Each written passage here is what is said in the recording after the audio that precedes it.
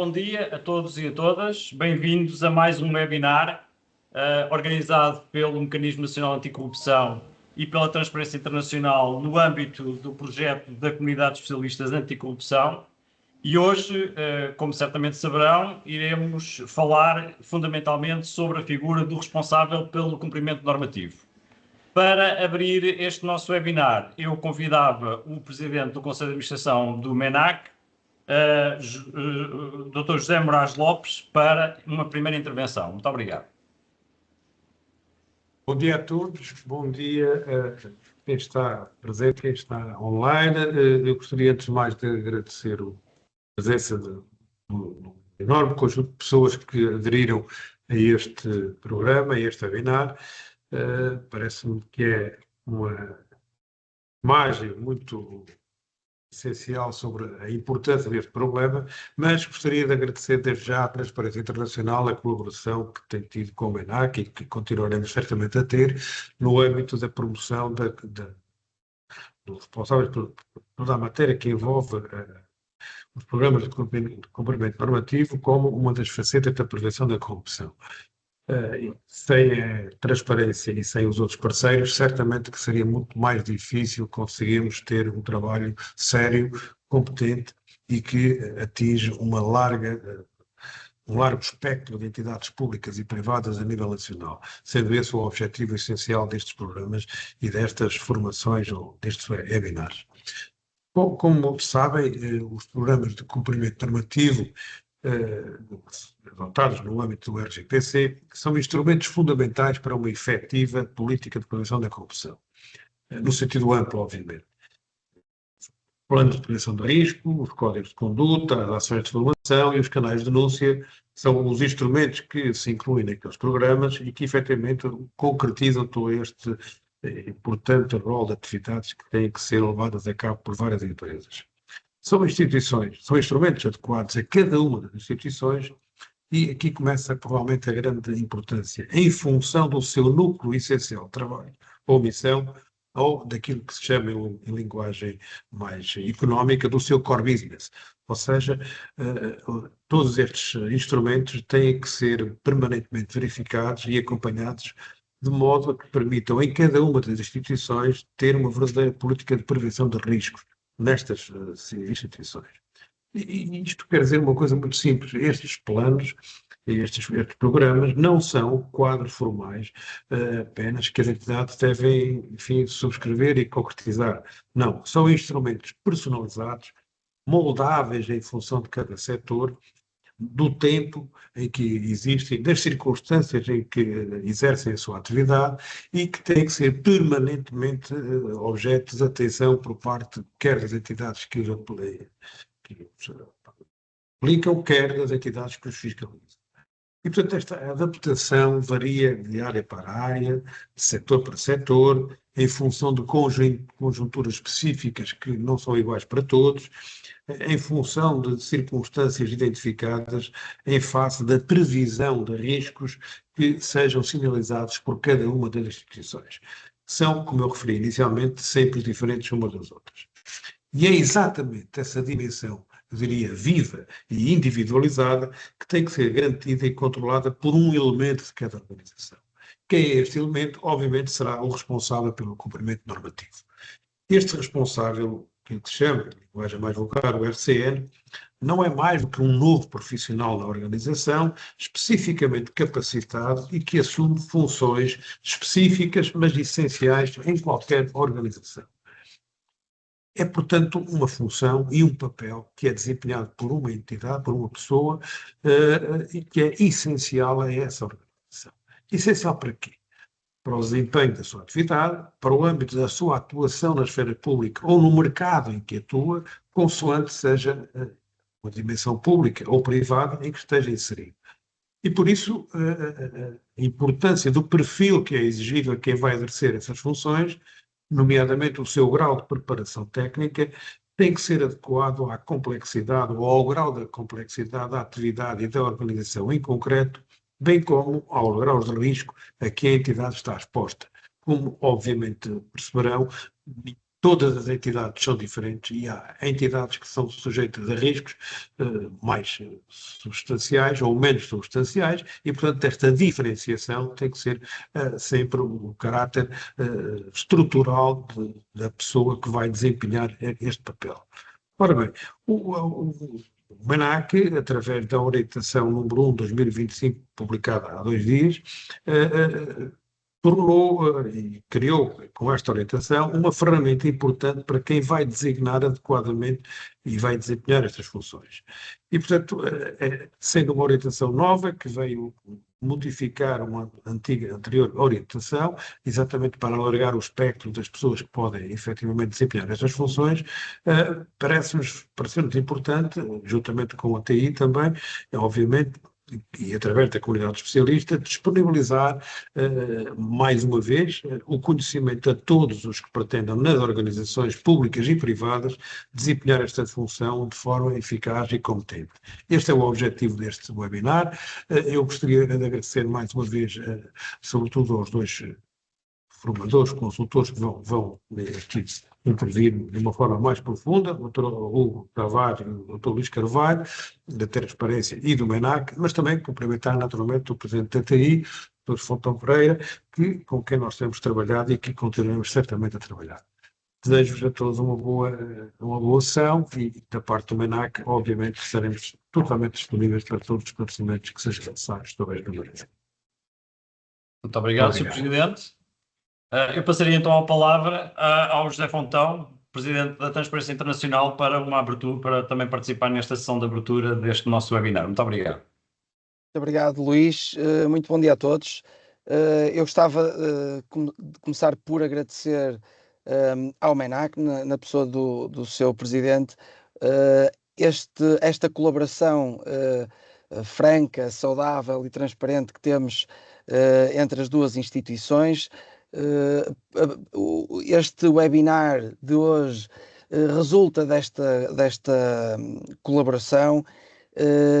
É uma nota muito positiva esta abertura do MENAC à sociedade civil, que por sua vez traz especialistas no âmbito da nossa comunidade, de especialistas anticorrupção, especialistas para se debruçarem e darem de si voluntariamente para a construção de um referencial normativo melhor adequado à realidade da sociedade, quer no setor público, quer no setor privado. Isto é, do nosso ponto de vista, o que realmente se pretende, que é ter uma intervenção construtiva e que possa servir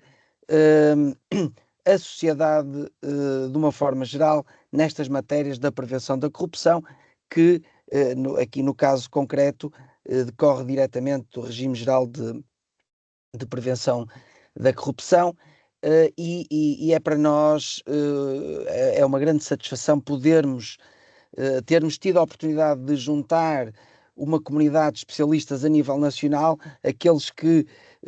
ao longo de muitos anos foram construindo uma carreira e que hoje colocam ao serviço do MENAC, por promoção certamente da Transparência Internacional, mas ao serviço do MENAC, todo o seu conhecimento de forma voluntária e que vai beneficiar, parece-nos a nós, de uma forma direta todas as entidades abrangidas pelo RGPC e de uma forma mais abrangente a sociedade portuguesa como um todo. Hoje, em específico, o tema eu creio que é particularmente relevante.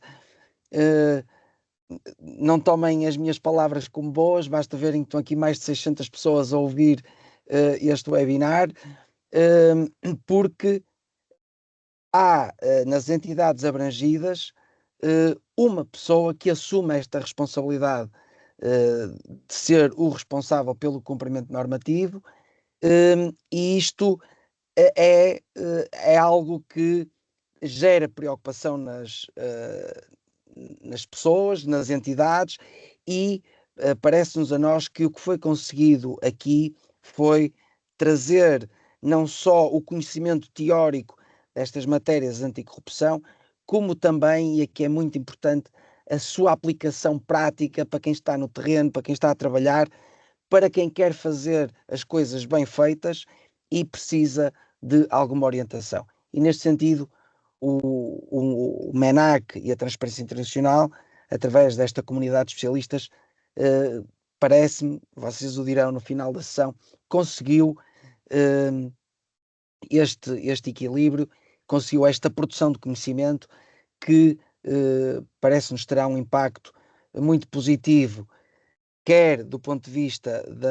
da mitigação dos riscos de corrupção, quer do ponto de vista mais formal de um bom cumprimento daquilo que a lei pretende atingir. Dito isto, o meu muito obrigado ao Hugo Tavares e ao Luís Carvalho, ao Hugo Tavares em especial por ser meu amigo há muitos anos e por ser uma pessoa reconhecidamente especialista nestas matérias, como verão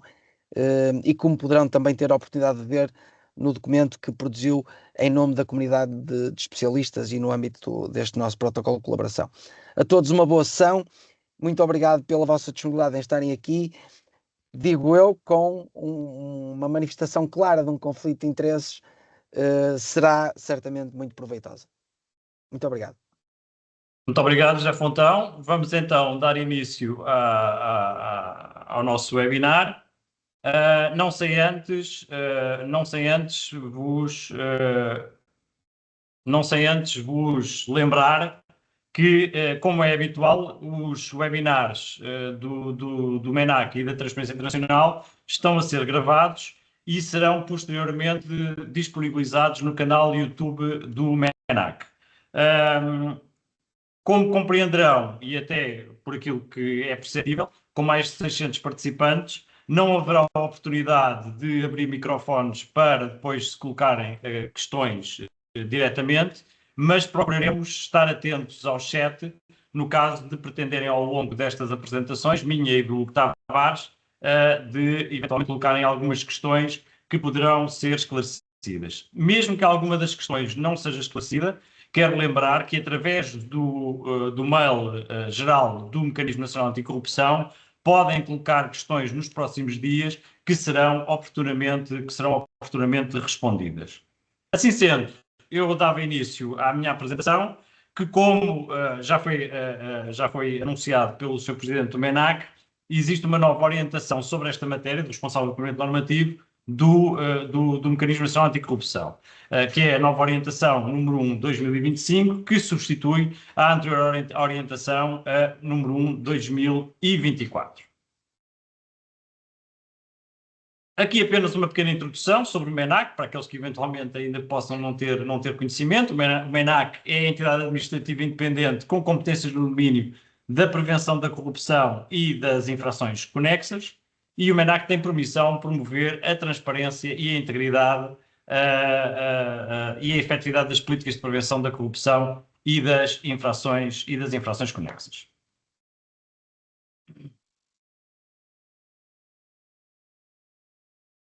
O artigo 5º do RGPC determina que deve ser designado um responsável do cumprimento normativo como elemento da direção superior ou equiparado. Ao responsável do cumprimento normativo compete garantir e controlar a aplicação do plano de cumprimento normativo, devendo exercer essas suas funções de forma independente, permanente e com autonomia decisória. Têm sido suscitadas, como eu já tive a oportunidade de dizer, ao longo destes anos de implementação do RGPC, várias questões em torno da designação do responsável do cumprimento normativo, desde logo porque foram identificadas várias situações em diversas entidades, públicas e privadas, que se depararam com dificuldades práticas na concretização da orientação número 1/2024. É atribuição do MENAC emitir orientações e diretivas a que devem obedecer a implementação dos programas de cumprimento normativo, pelo que, no âmbito dessas suas competências, o MENAC entendeu rever a orientação número 1/2024 através de uma nova orientação. Considerando a relevância central da figura do RCN, que aliás já aqui foi hoje destacada, no âmbito da gestão e implementação e execução de todo o plano de cumprimento normativo, entendeu-se como importante reponderar os critérios da sua designação à luz da lei. Igualmente, e considerando que o RGPC não estabelece de forma expressa requisitos de competência, qualificação técnica e idoneidade do responsável do cumprimento normativo, entendeu-se oportuno sugerir um conjunto de critérios preferenciais para a sua designação. Era algo que, aliás, estava omisso na anterior orientação. Vou dividir a minha apresentação relativamente aos dois setores das entidades abrangidas. Por um lado, o setor público, por outro lado, o setor privado, apesar de, como veremos, a lógica, obviamente, ter que ser, no essencial, a mesma. Mas no caso do setor público, podem ser designados responsável do cumprimento normativo os dirigentes da direção superior e equiparados, algo que, no fundo, é uma continuação daquilo que já era o entendimento da anterior orientação. No entanto, a novidade é que, de acordo com o nosso novo entendimento, podem ser igualmente nomeados responsável do cumprimento normativo outros dirigentes ou mesmo elementos com outros cargos ou funções, desde que sejam, para este efeito, equiparados a cargo de direção superior e que cumpram certos requisitos.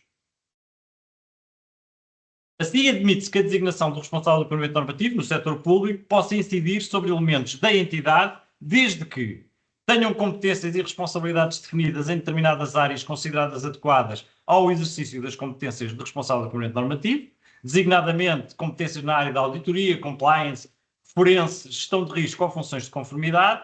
e que tal se justifique por essa ser a melhor solução adaptada à organização da entidade em causa. Ou seja, a nova orientação, o que verdadeiramente vem dizer, designadamente para o setor público, mas depois, como veremos, também para o setor privado,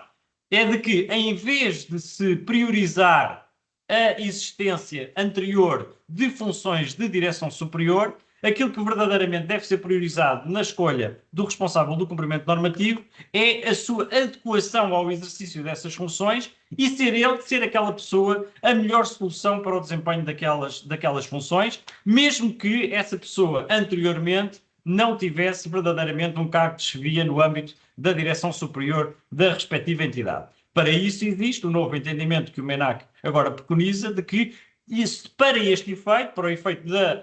do desempenho das funções de responsável de cumprimento normativo, essa pessoa é equiparada a um cargo de direção superior.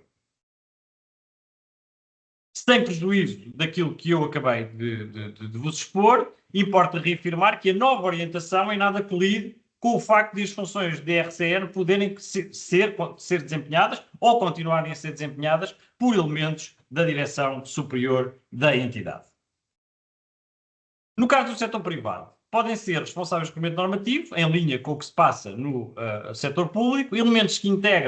já integram a direção superior ou de topo, entendendo-se como tal os membros do órgão de administração ou do órgão diretivo ou executivo. Mas a nova orientação que vem dizer é que podem ser ainda nomeados, designados responsável do cumprimento normativo, qualquer outro dirigente ou colaborador, desde que com um nível hierárquico e ou funcional suficientemente elevado e adequado à função, designadamente aquele que desempenhe um cargo de chefia ligado à auditoria, compliance, forense, gestão de risco ou funções de conformidade e que tal se justifique por ser essa a melhor solução adaptada à organização da entidade em causa.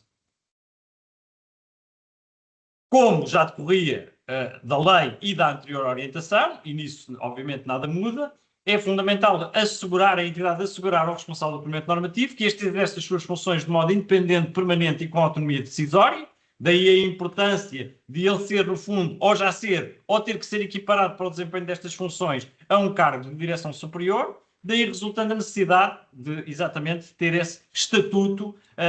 para o desempenho destes cargos, para exatamente garantir esta independência e esta autonomia decisória. E também por ter necessidade de ter acesso a toda a informação interna e aos meios humanos e técnicos necessários ao bom desempenho da sua função. Sobre requisitos preferenciais do responsável do cumprimento normativo. Como eu comecei por dizer, o RGPC não estabelece de forma expressa requisitos de competência, qualificação técnica e idoneidade para a designação e exercício das funções de responsável do cumprimento normativo. No entanto, atendendo à natureza das funções, deve considerar-se que na designação do responsável pelo cumprimento normativo devem ser atendidos requisitos preferenciais. Quais são estes requisitos preferenciais? Fundamentalmente, no âmbito da qualificação técnica, deve-se ter-se em conta que a pessoa que vai ser designada tem conhecimentos específicos no âmbito da legislação da prevenção da corrupção, que tem experiência nas áreas conexas à prevenção da corrupção, designadamente competências no âmbito da auditoria, compliance, gestão de risco ou funções de conformidade, e que apresenta uma preparação técnica adequada ao grau de complexidade da atividade e da organização, bem como aos graus de risco a que a entidade está exposta. Obrigado pela vossa atenção. Passaria agora a palavra ao Hugo Tavares, que irá fazer a apresentação e as competências e a forma de atuar dos responsáveis de cumprimento normativo nesta sua participação neste nosso webinar. Muito obrigado. Obrigado, Luís. Bom dia a todos. Especiais cumprimentos, naturalmente, ao MENAC e à Transparência Internacional, aos organizadores deste webinar e a todo o vosso auditório, naturalmente heterogéneo nas suas experiências e nos seus contextos relativamente à prevenção da corrupção. Vou só aqui aproveitar para tentar partilhar alguns textos, um texto de apoio ou uma apresentação de apoio. Creio que já está no ar o início, pelo menos o início da apresentação. E gostaria de dar aqui nota de duas coisas. Já foi reforçado pelo Luís.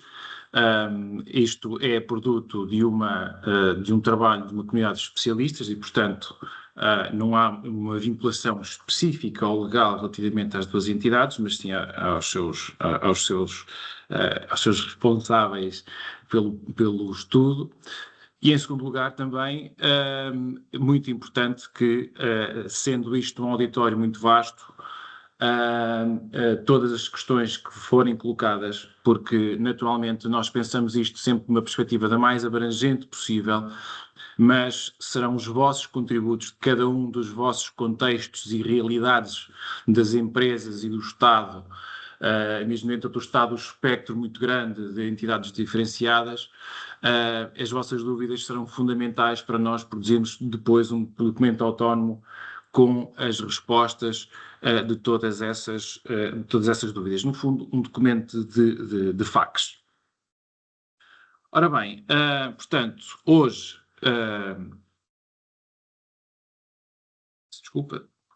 hoje vamos fazer aqui um pequeno excurso sobre o responsável do cumprimento normativo com um programa relativamente condensado. Não é possível fazer aqui um deep dive em todas as responsabilidades, em todos os deveres, mas vamos tentar ter um overview o mais possível, o maior possível, que abranja todas as questões que são suscitadas pela aplicação do RGPC. Ora bem, relativamente então ao responsável pelo cumprimento normativo, esta frase que eu aqui iniciei a apresentação vem da Estratégia Nacional Anticorrupção, que ainda está em vigor, tendo em conta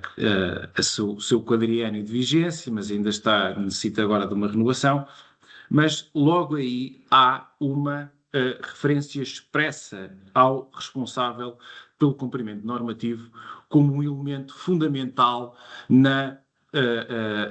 aplicação e no sucesso de um programa de compliance em cada uma das instituições. Isto porquê? Basicamente porque é preciso alguém que seja responsável dentro de uma empresa, e vários estudos que existem em que nas empresas ou nas organizações coletivas há uma tendência muitas vezes de difusão da responsabilidade ou de difusão da informação e, portanto, aqui houve uma preocupação do legislador em criar uma pessoa que seja responsável e que preste contas perante a necessidade de prevenção de determinados factos ilícitos. E este movimento acontece para a prevenção da corrupção, como também acontece para outros movimentos muito similares, como a prevenção do branqueamento de capitais, já vamos falar um pouco mais à frente. Portanto, é fundamental que o RCN detenha um conjunto de capacidades, de skills e de conhecimento que, dentro da organização, garanta a aplicação do programa de cumprimento normativo. E este começa logo aqui, o problema é qual é o limite da responsabilidade originária do RCN, porque, na verdade, o legislador foi relativamente vago na formulação das suas responsabilidades ao dizer que ele garante e controla a aplicação do programa de cumprimento normativo, sabendo que a responsabilidade da sua implementação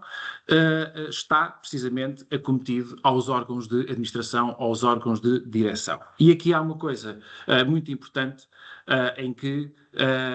nós, quando falamos, e o Luís há pouco sublinhou isso várias vezes, a questão da direção superior, é preciso aqui decompor duas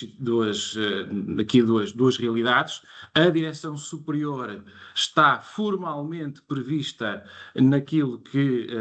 para o âmbito do Estado, naquilo que é considerado como os cargos dirigentes, enquanto que para a direção superior no setor privado é um conceito mais lato, mais amplo, que é necessário alguma concretização. E, portanto, por isso é que a nova orientação do MENAC, a nova recomendação, vem precisamente tentar densificar e aproximar a necessidade de nomeação de um RCN à realidade de cada uma das entidades. Ora bem, isto não querendo tornar isto numa conversa excessivamente teórica, eu queria dar-vos aqui nota, para já, de duas notas prévias importantes. A primeira tem a ver com um documento que eu acho que é muito importante cada RCN conhecer, porque serve um pouco de orientação, um documento útil, que provém do Departamento de Justiça dos Estados Unidos, que foi pioneiro na implementação de programas de compliance e da passagem da soft law para a parte normativa, no fundo para o direito, e em que o direito positivo, e em que há aqui uma orientação, um conjunto de perguntas, são chamadas interrogações críticas, em que são orientações para os próprios magistrados dos Estados Unidos para a avaliação da responsabilidade das organizações que implementam programas de compliance. Ou seja, há uma situação em que, após a ocorrência de um determinado fenómeno criminal, há uma avaliação da responsabilidade e, no fundo, da posição e da atitude que a própria organização onde ocorreu esse fenómeno de corrupção e a postura que essa organização coletiva teve perante esse fenómeno. Ou seja, se foi ou não bem organizado e se foi ou não bem previsto essa questão. Ora bem, essas interrogações críticas basicamente sustentam-se em três grandes pontos. Primeiro, se o programa de compliance está bem projetado, ou seja, se foi bem planeado, se o programa de compliance está dotado de recursos suficientes e de mecanismos que permitem esse programa de compliance funcionar de forma efetiva e eficaz, e se este programa funciona na prática. Portanto, basicamente, como eu já expliquei, sempre que existe um fenómeno ou a ocorrência de um fenómeno criminal dentro de uma organização coletiva,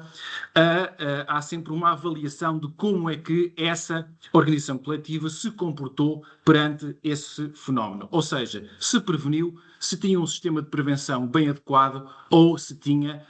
um sistema de detecção e poderia ter feito mais ou não. Ora bem, dentro de cada pergunta, no fundo, isto vem acabar por decompor um conjunto de subpontos de análise para cada uma destas questões críticas. A primeira é relativamente ao planeamento e à montagem, no fundo, do programa de compliance, para estar bem projetado, significa que tem que haver uma correta avaliação de riscos, e isto significa os clientes, a natureza da atividade, as geografias onde está envolvido. Portanto, há uma preocupação em identificar e graduar os riscos em que está exposta. Depois desses mesmos riscos estarem identificados, tem que existir um conjunto de políticas e de procedimentos associados para que, no fundo, traduzam quais são as condutas que devem prevenir ou que devem mitigar os riscos que foram avaliados previamente, um conjunto de programas de formação também para os seus trabalhadores, uma estrutura para denúncias e investigações. Tanto que as investigações internas, como nós sabemos, que têm que conferir anonimato, proteção contra a retaliação e gerar mecanismos de confiança nos resultados dessas mesmas investigações, e depois também a existência de avaliações de integridade, ou chamada due diligence, aos chamados stakeholders, portanto, aos clientes, fornecedores e outros terceiros que hajam em seu nome, que interajam com a organização coletiva. Portanto, num planeamento para uma organização coletiva, um programa de compliance tem que, no fundo, abranger todos estes pontos.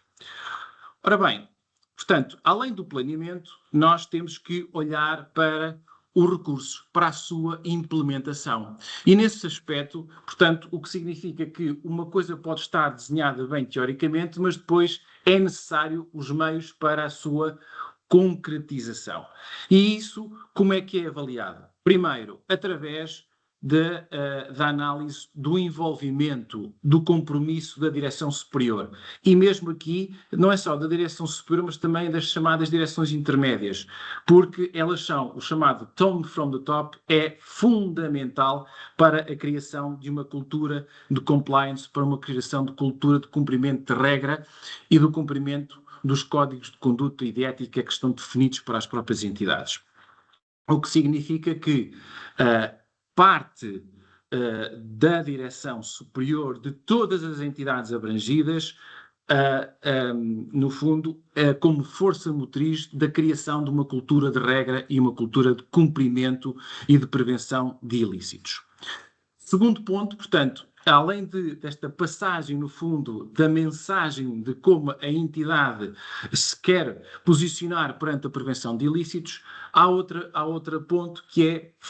perante a necessidade de concretização, que é conferir autonomia e autoridade às funções, sobretudo as funções de RCN e as pessoas que estão com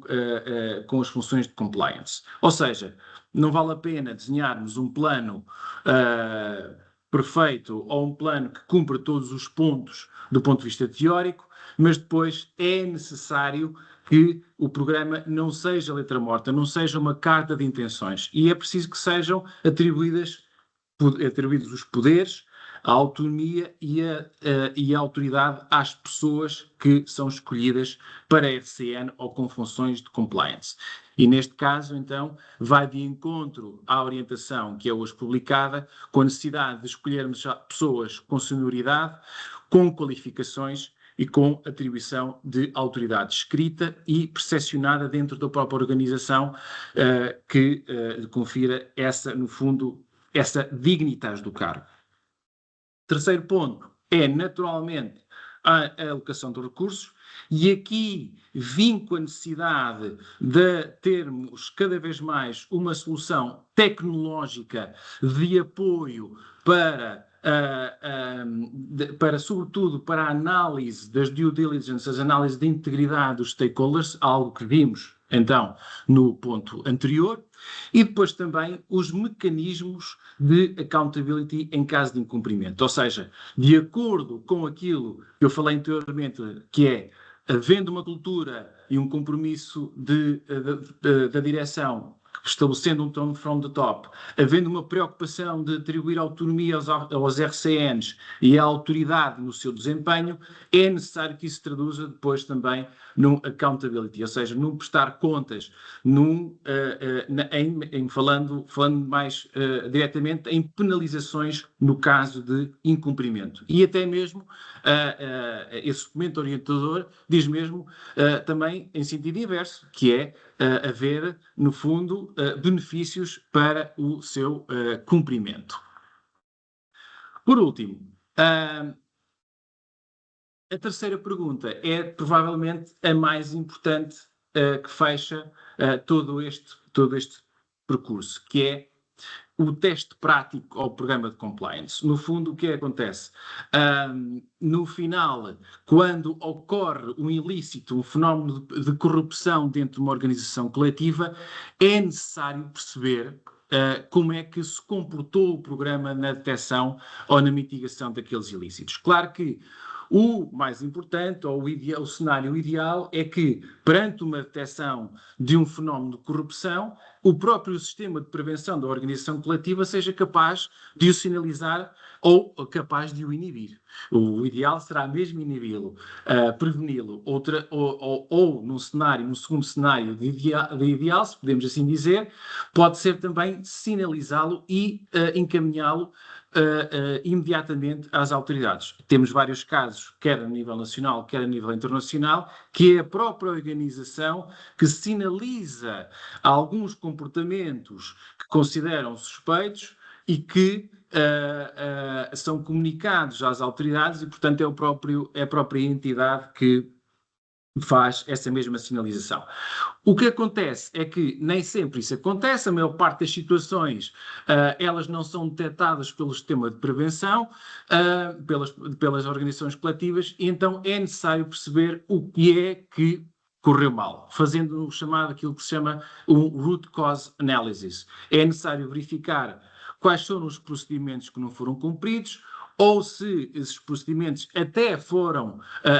nem sequer estão previstos, e depois perceber então se houve essa falha ou não. E, portanto, é necessário haver sempre uma permanente avaliação da eficácia, uma avaliação dos procedimentos numa ótica de melhoria. E, portanto, também isto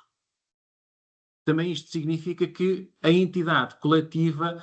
tem obrigatoriamente de proceder a um autodiagnóstico, portanto, a uma autoverificação, autocontrolo relativamente à origem das condutas ilícitas. Por exemplo, se nós tivermos uma conduta indevida na área da contratação ou do procurement, na área dos pagamentos, é necessário que todos esses procedimentos que foram aplicados, se foram ou não violados, ou se existem espaços para melhorias. Portanto, em conclusão desta primeira parte, este documento depois será partilhado convosco, é um documento orientador do Departamento de Estados Unidos, do Departamento de Justiça dos Estados Unidos, que auxilia na avaliação da responsabilidade das próprias organizações coletivas na detecção e na prevenção dos fenómenos de corrupção dentro dessas organizações. Ora bem, outra questão ou outra nota prévia. Eu tomei aqui uma liberdade de fazer, sobretudo para as pessoas que estão a iniciar o percurso da RCN, um esquema muito simplificado, muito modesto, sobre, no fundo, as interações do RCN com a direção da entidade abrangida e o seu programa de cumprimento normativo. Portanto, aqui já chamo aqui a atenção de que o responsável de cumprimento normativo está destacado da direção.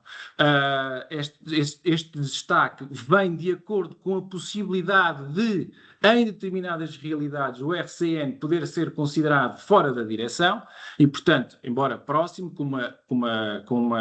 no fundo, ocupando um cargo com hierarquia suficiente, como já foi vincado pelo Luís Carvalho, e, portanto, há aqui uma interação com a direção, em que no fundo, a direção é obrigada a implementar um programa de cumprimento normativo, é obrigada a designar o responsável pelo cumprimento normativo. Portanto, no fundo, a designação do RCN faz parte, no fundo, da implementação do programa de cumprimento normativo, ou seja, implementa-se, mas também é necessário designar alguém que controle o seu cumprimento e a sua aplicação. Em decorre da lei, um programa de cumprimento normativo é composto basicamente por 4 dimensões: PPR, o Código de Conduta, o Programa de Formação e Comunicação para a Integridade e o canal de denúncias. E aqui há já 2 pessoas que se destacam além do RCN, que é, por um lado, os responsáveis pelo tratamento das denúncias, que deve ser também indicado depois dentro do próprio PCN, e especificamente para o Plano de Prevenção de Riscos, temos a designação do responsável geral do PPR. Portanto, se estas pessoas forem diferenciadas, e eu aqui no canto superior direito, no canto inferior direito, tenho aqui uma nota que decorre da própria lei, em que o responsável do cumprimento normativo pode ser também o responsável geral pelo PPR, e, portanto, o responsável geral, chama-lhe aqui uma questão de semântica, é o responsável pelo controle, revisão e execução do PPR. Portanto, pode ser a mesma pessoa, podem acumular, ou sendo num cenário de que a organização, até sobretudo pela sua dimensão ou complexidade, define um responsável específico para o PPR, tem que haver uma coordenação entre estas 2 entidades. E também chama a atenção de que, vamos ver aqui mais à frente, que quando é indicado a responsabilidade para o PPR, há aqui, sobretudo, a designação das atividades com risco, portanto, a identificação das áreas de atividade dentro da organização coletiva que tenham menor risco, menor risco, mas que tenham risco de exposição a fenómenos de corrupção, depois a sua avaliação da probabilidade de impacto e depois a elencar as medidas preventivas, corretivas e prioritárias. Como sabem, o PPR, portanto, o Plano de Prevenção de Riscos, é sempre sujeito a 3 fases. A sua execução, portanto, após a sua implementação, temos a execução. Depois, há aqui um controle periódico através dos relatórios intercalares e dos relatórios anuais. E depois temos as revisões que são obrigatórias, que são 3 em 3 anos, ou extraordinárias, quando existe uma alteração na estrutura da entidade societária ou da organização coletiva que justifique e tenha impacto nos riscos a que estão expostos a fenómenos de corrupção. Portanto,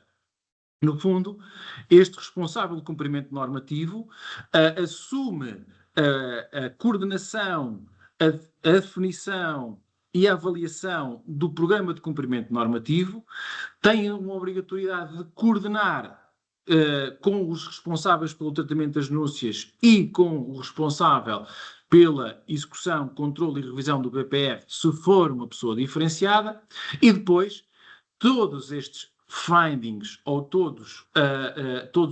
o feedback que é gerado pelo controlo e pelas necessidades de revisão devem ser avaliadas e comunicadas à direção para que ela aprove e implemente novas melhorias. Portanto, isto depois, no fundo, cada entidade define este mandato e, portanto, entre a direção e o seu responsável de cumprimento normativo relativamente à implementação das melhorias, se necessita ou não de autorização. Normalmente é necessário. Portanto, de uma forma muito reduzida, esta é, no fundo, o workflow das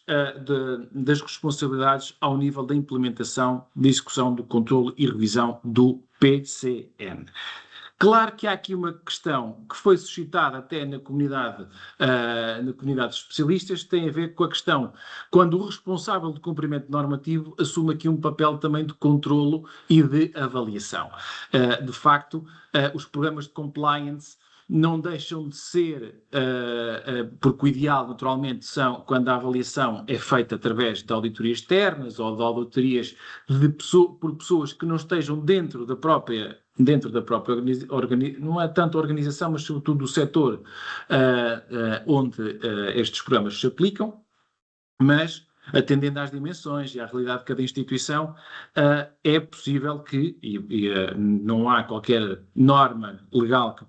que impeça, que o RCN e o responsável pela execução do PPR façam esse autodiagnóstico e façam essas mesmas melhorias em função dos findings que encontrarem. Mas sempre o ideal é, naturalmente, como em qualquer auditoria, que seja sempre por pessoas externas. Externos no sentido, não só, não é externas à organização, mas também às áreas em que se insere. Ora bem, relativamente ao responsável de cumprimento normativo, aqui chama a atenção, porque dependendo aqui das entidades que podem estar também na assistência, este responsável pelo cumprimento normativo já é habitual ou já é uma figura que até é muito similar à que acontece para as áreas da prevenção do branqueamento de capitais e do financiamento do terrorismo. Sendo que é assumido pelo próprio legislador que há claramente uma inspiração no RCN do branqueamento de capitais para o RCN de prevenção da corrupção. E se nós pensarmos, isto também tem a ver, no fundo, com esta tendência do legislador em apostar na intervenção prévia da prevenção dos fenómenos, e, portanto, em tornar, como eu disse, o soft law cada vez mais em direito in action, portanto, em quadros normativos, de compliance, estas tarefas de autovigilância ou de autoprevenção de ilícitos é cada vez maior e, portanto, estas figuras do RCN são cada vez mais próximas, quer ao nível, por exemplo, de proteção de dados, quer, como eu disse, do branqueamento de capitais, ou depois outras áreas de compliance, portanto, por exemplo, ao nível por exemplo, da escravatura ou da questão da igualdade e do cumprimento do direito de trabalho. Ora bem, sobretudo para os que estão a iniciar estas tarefas da RCN, não podemos esquecer que a figura em si mesma não está definida na lei. Ou seja, está definida quem deve ser, quais são os seus requisitos de nomeação, tem como funções principais a garantir e controlar a aplicação do PCN, do Programa de Cumprimento Normativo. Como eu vos disse há pouco, suscita sempre alguns debates sobre os limites desta competência originária do RCN em conflito com os limites de competência originária dos próprios órgãos de direção, ou seja, qual é que é o mandato ou qual é que é a competência de cada um e os seus limites de responsabilidade. E à parte desta tarefa mais ou menos ampla, a figura do RCN faz parte do programa de implementação de um modelo de compliance. E é uma figura que interage com um conjunto de stakeholders internos e externos. Tem que interagir, ou poderá ter de interagir com autoridades judiciárias e policiais, sobretudo quando estamos a falar de questões do RCN assumir sempre a posição de interlocutor com as autoridades e, sobretudo, também porque deve sempre garantir a centralidade da informação relevante ao nível da prevenção da corrupção. Também interage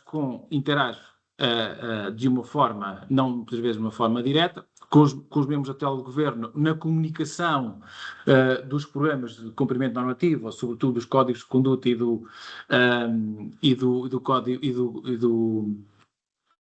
do código de ética que são necessários quando são implementados serem comunicados. Ao MNAC também, relativamente aos programas, à comunicação dos programas e ao seu controle. Naturalmente, a interação permanente com os órgãos de administração ou de direção, consoante estivemos a falar da tipologia de organizações coletivas. Também pelo responsável de execução do PCN aqui, não é PCN, é PPR, que está relacionado com o slide que acabei de falar, e também tem que existir uma interação com os outros compliance officers e com as áreas de negócio também que são aplicadas no programa de cumprimento normativo. Porque, como bem sabem, o programa de cumprimento normativo é algo que deve abranger todas as áreas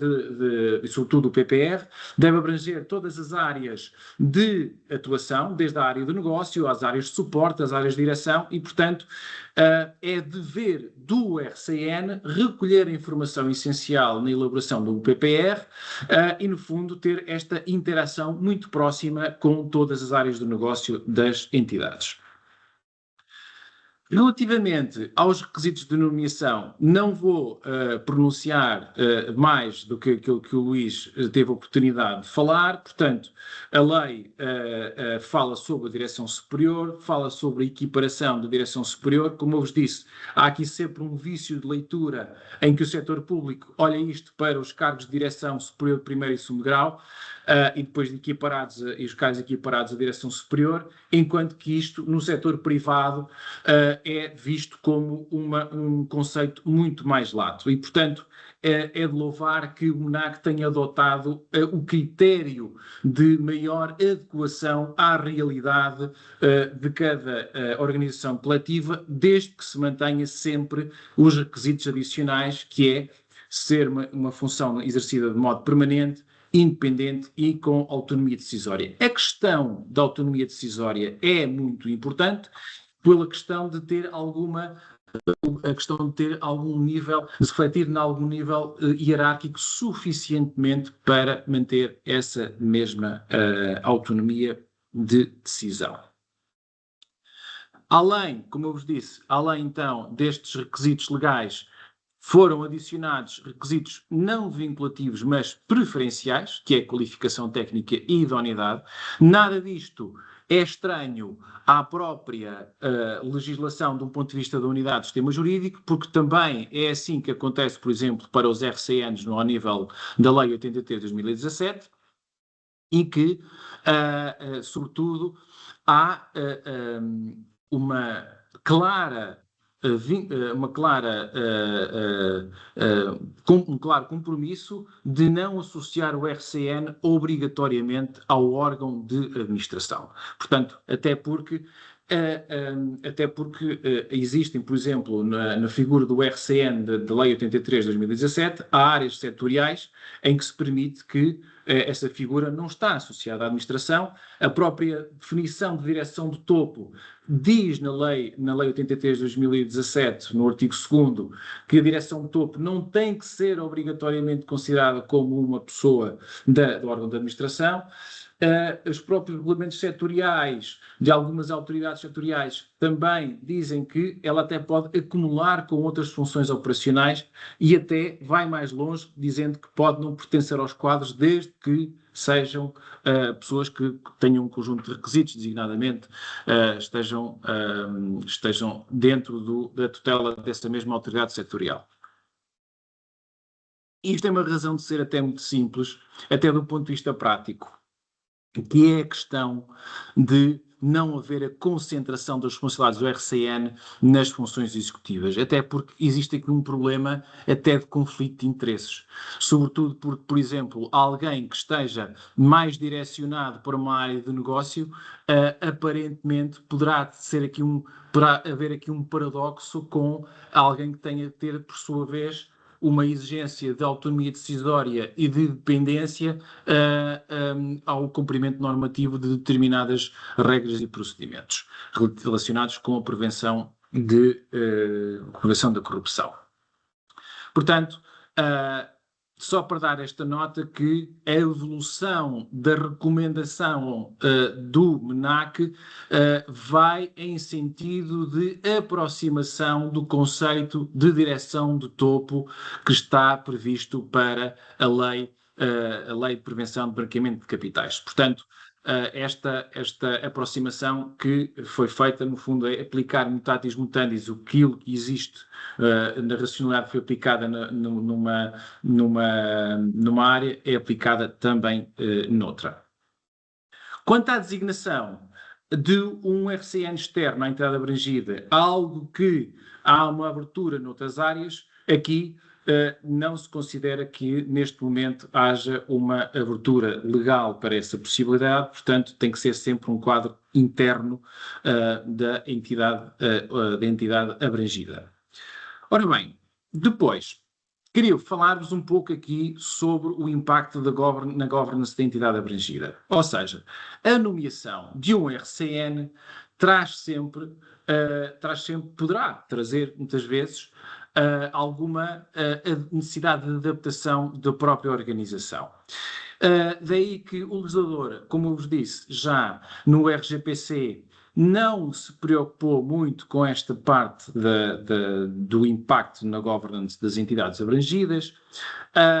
sabendo nós que esta alteração da estrutura formal até possa não ocorrer, porque a designação do RCN leva sempre à acumulação de responsabilidades, como eu vos disse até há pouco, que é necessário acautelar com as devidas reservas as premissas de independência relativamente a elas. E, portanto, a liberdade, no fundo, a liberdade agora que as entidades têm na nomeação do seu RCN é aquela que deve melhor corresponder ao seu contexto. O modelo de negócio, a sua dimensão, a atividade, o modelo de compliance, o seu modelo de governo e o próprio grau de maturidade dos seus sistemas de prevenção e de conformidade. Porquê? Como eu vos disse, há uma heterogeneidade das entidades abrangidas, quer no setor público, quer até no setor privado, portanto é aquela lógica de one size does not fit all, portanto nós não podemos definir uma solução única para todas as entidades. Relembrando, por exemplo, que há sistemas regulados, por exemplo, no banco para as entidades sob supervisão do Banco de Portugal ou do CMVM, há sistemas já de controle interno de conformidade definidas. Há entidades que adotam já voluntariamente o modelo das 3 linhas de defesa, que tem a ver com, no fundo, as áreas ou linhas de prevenção de ilícitos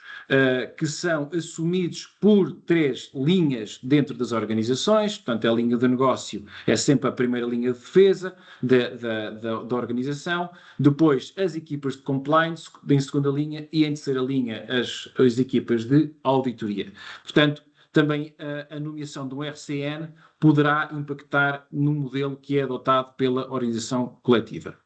Depois, há a possibilidade, outros fatores, é a tendência de alocação deste tipo de trabalho ou de funções às equipas de suporte ao negócio, sobretudo aquelas que estão em proximidade material da atividade, como é o caso das áreas de suporte jurídico ou de gestão do risco. Depois também há entidades que têm até a própria implementação das ISOs relativamente à certificação e gestão de anticorrupção, ou outras entidades também que possam assumir o Código de Boas Práticas, como acontece, por exemplo, o Código de Governo das Sociedades, em que estabelecem ou desenham sistemas de controle interno em que se compõe a área de gestão de compliance da auditoria interna. Portanto, o que é que isto quer dizer? No fundo, quer dizer que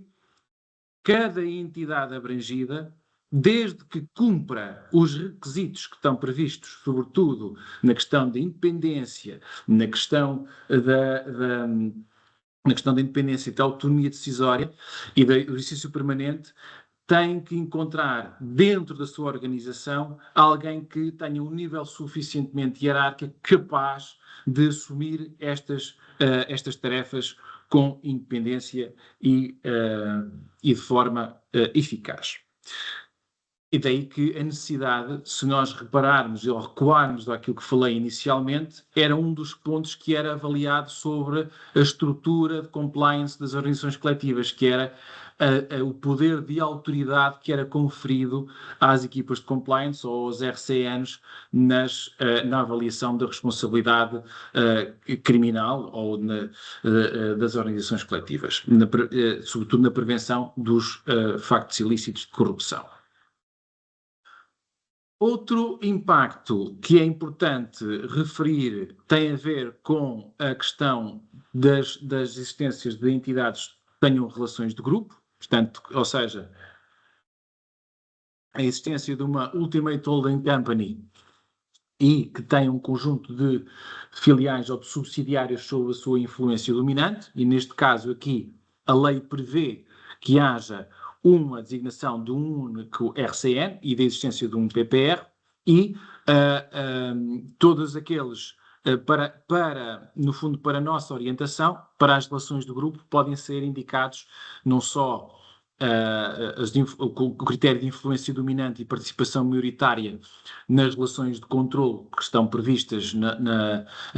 Lei 82, na Lei 83 de 2017, sobretudo no seu artigo 2º, que tem o critério de influência dominante e outros indicadores de controle também para as relações de grupo. Portanto, entidades que tenham Ultimate Holding Company e respectivas subsidiárias têm esta possibilidade de ter um único RCN, dispensando que cada uma das subsidiárias tenha o seu próprio PPR e o seu próprio RCN. Também há uma possibilidade, já vem das equipas, já vem da posição anterior do MENAC, a existência de equipas de compliance, ou seja, a existência de um RCN, até porque vimos no slide anterior que há entidades que têm equipas de compliance para realizar ou cumprir a segunda linha de defesa da entidade, portanto, não prejudica a existência de equipas de compliance, não prejudica, no fundo, quase que a delegação de tarefas executivas destas mesmas equipas, tal como também é delegável para o responsável de execução e controlo e revisão do PPR, desde que se mantenha sempre em permanência a tarefa essencial do RCN, que é sempre a monitorização, o controle da aplicação do programa de controle normativo e a sua centralização da informação e a possibilidade de interlocutor único com as autoridades policiais e judiciárias. Ora bem, numa lógica, como disse anteriormente, numa lógica de relação de RCN com os órgãos de administração, e tenho aqui imageticamente o recurso a este triângulo, mas o RCN pode estar naturalmente dentro dos próprios órgãos de administração, mas fiz aqui para vincar a possibilidade de existirem aqui 3 stakeholders, portanto 3 players no fundo, não é stakeholders, é que 3 players que podem aqui existir nesta interação, em que há aqui naturalmente estes limites de responsabilidade entre as duas entidades, no fundo entre os órgãos de administração e o responsável pelo cumprimento normativo. Por um lado, aos órgãos de administração, e isto decorre do RGPC, há um dever de implementação do programa de cumprimento normativo, de acordo com os critérios quantitativos que estão previstos na lei, que estão a ver com os mais de 50 trabalhadores, em que este dever de implementação passa pelo dever de aprovar os elementos do PCN, Código de Conduta, PPR, Plano de Formação e o canal de denúncias. Também a necessidade de acompanhamento dos restantes membros da atividade, dos órgãos de administração, do órgão de administração, sobretudo relacionado com áreas de negócio que estejam mais expostas aos fenómenos de delitos de corrupção. Tem um dever de acompanhamento da avaliação do sistema de eficácia na sua globalidade, ou seja, os controlos são feitos pelo responsável do PPR ou pelo RCN, mas estes têm que comunicar em permanência as suas avaliações para que haja um acompanhamento por parte dos órgãos de administração para que promovam as suas melhorias, porque isto pode levar inclusivamente depois ao dever de ação perante a omissão devida, ou seja, era necessário, se forem sinalizadas áreas ou medidas que deviam ter sido implementadas e não foram, portanto, se foram negligenciadas, isto pode ter depois impacto ao nível da própria responsabilidade contra o nacional, se assim estiver previsto. E também o órgão de administração tem, naturalmente, um dever de avaliar as decisões e de acompanhamento das comunicações, das denúncias que são feitas às entidades externas. Por outro lado, temos um dever de reporte à administração. Este dever de reporte à administração é do RCN, portanto, o RCN apresenta os relatórios de execução do PPR, apresenta não só ao MENAC, como também às outras entidades públicas, quando assim estiver definido pela lei, ou seja, sobretudo as entidades públicas estejam sob tutela membros do governo. Também deve dar conhecimento permanente ao órgão de administração de todas as circunstâncias que levam à necessidade de reajustamentos, de melhorias, ou sejam detectadas fragilidades nos controlos. Portanto, daí que, fundamental, a comunicação permanente, fluida e objetiva entre estes três players. Portanto, o órgão de administração é, por inerência, o responsável máximo pela implementação e pelo acompanhamento e pela implementação das novas melhorias decorrentes desse acompanhamento, que foram sinalizadas nessas avaliações, e, por seu lado, o RCN tem um dever de reporte permanente também à administração para a necessidade de implementação de novas melhorias e de reajustamentos. Relativamente às condições de exercício das funções da RCN, estas já decorrem também da própria lei, e isto é fundamental porque vai entroncar também naquelas perguntas, aquelas interrogações críticas que eu falei no início, que é a necessidade de informação interna, o acesso à informação interna relevante de toda a organização, e isto significa quer das áreas de negócio, quer das áreas de procurement, quer de contratação, quer de suporte, mas também depois a sua afetação de recursos humanos e materiais adequados. De nada vale estarmos a desenhar o plano, a implementar o plano, se depois não existirem pessoas ou recursos para fazer as avaliações de risco para a organização coletiva. Por exemplo, uma questão prática, isto noutra área, mas numa área similar, uma das questões em que o nosso sistema de conformidade ou de compliance é avaliado, sobretudo, por exemplo, estou a falar quando Portugal é avaliado pelo GAFI ao nível da prevenção do branqueamento de capitais, é sempre questionado quais são os recursos humanos e materiais que são afetos a este tipo de atividade. E, portanto, a nível micro, ou seja, agora entrando aqui especificamente para a prevenção da corrupção, quem implementa um programa de cumprimento normativo, e isto é responsabilidade dos órgãos de administração ou de direção, tem de afetar meios e recursos humanos suficientes e soluções tecnológicas próprias para a execução das obrigações. Ora bem, isto vem desembocar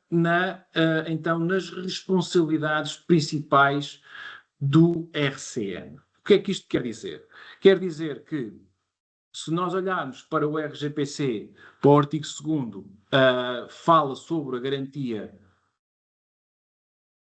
e controle da aplicação do PCN, mas isto tem que ser decomposto, tem que se traduzir em específicos deveres ou obrigações ou responsabilidades. Eu elenquei aqui um conjunto delas, sobretudo as principais, em que elas, no fundo, estão associadas a um fluxo de implementação, de execução e de avaliação. No fundo, também como se, no fundo, o ciclo de vida de um programa de compliance. Portanto, de uma forma muito sintética, A primeira, no fundo, as primeiras responsabilidades passam pela participação, isto, atenção, a partir da sua nomeação, naturalmente, e a partir do momento em que os órgãos de administração querem implementar um programa de cumprimento normativo. Portanto, mais uma vez, tone from the top, é fundamental o envolvimento e o compromisso da direção superior para a implementação do programa de cumprimento normativo. Portanto, a partir desse momento, então, e da nomeação do respectivo RCN, é necessário a sua participação e coordenação ou coordenação na definição dos instrumentos do programa de cumprimento normativo. Ou seja, a partir do momento em que um RCN for nomeado, se os mecanismos não existirem, ele deve participar ou coordenar os trabalhos da definição desses mesmos instrumentos. Depois passa por uma fase, depois de aprovado esses instrumentos pelo Conselho de Administração, pela Direção Superior. Portanto, reparem que é importante perceber que a responsabilidade da criação,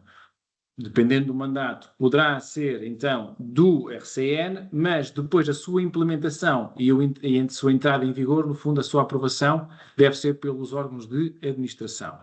que é para vincar a sua responsabilidade de implementação do PCN na organização coletiva.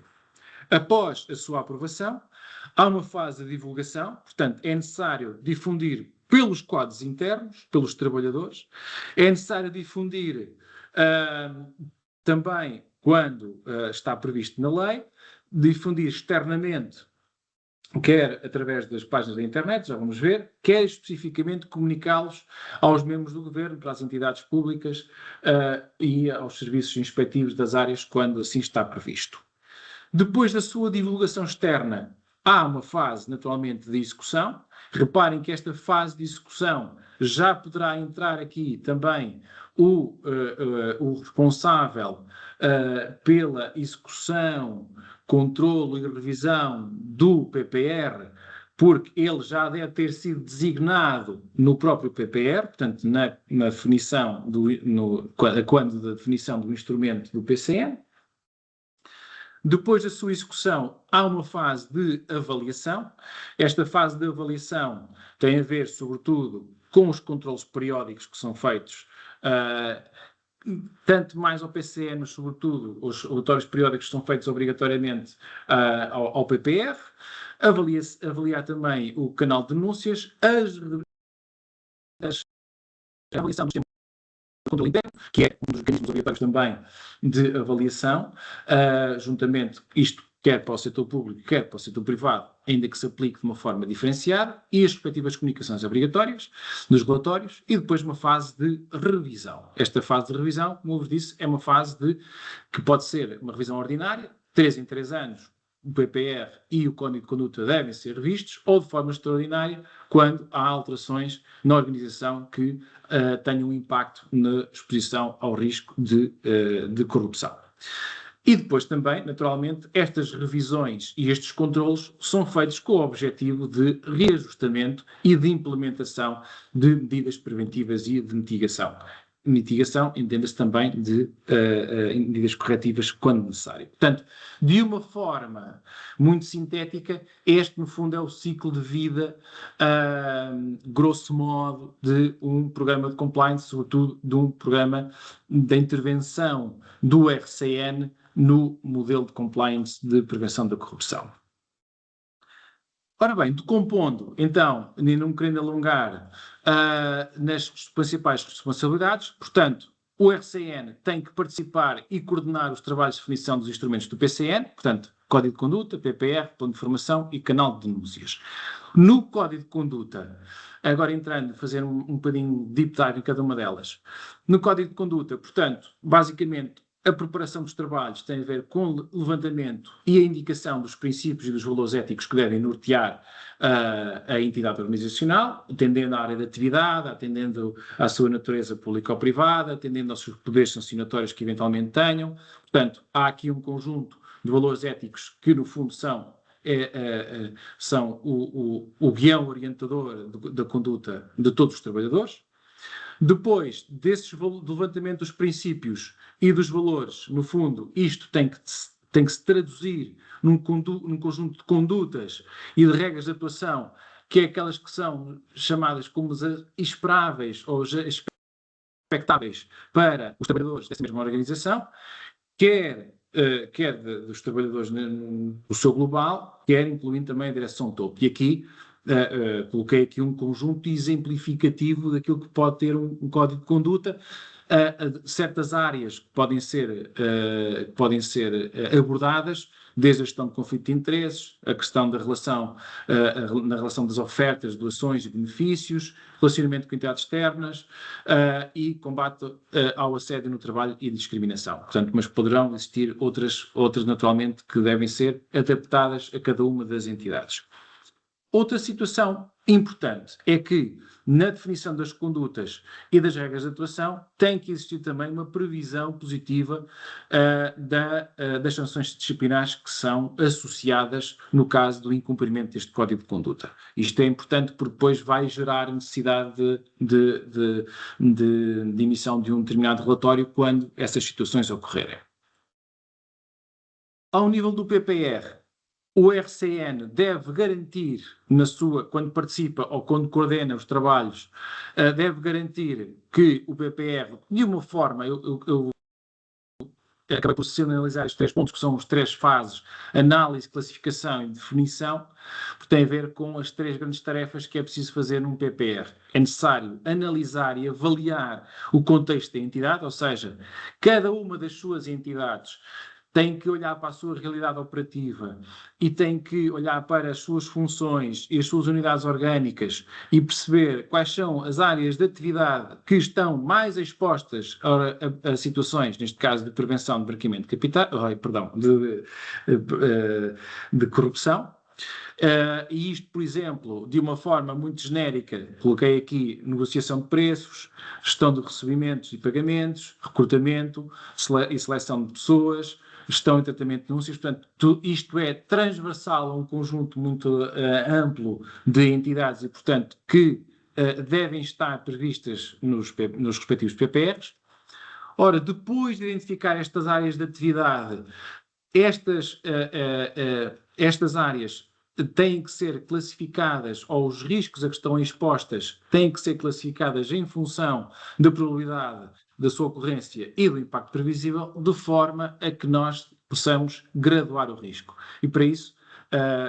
naturalmente, esta metodologia já foi objeto até de um documento explicativo do MENAC e, portanto, está disponível no site, inclusivamente com o suporte da respectiva matriz de risco que pode ser aplicada na classificação dos riscos identificados de cada organização setorial. Ora bem, após a identificação dos riscos identificados, há a definição das respectivas medidas preventivas ou medidas preventivas prioritárias quando se verifica que na organização coletiva há um conjunto de riscos identificados de risco alto ou que careçam de intervenção imediata, ou ainda medidas de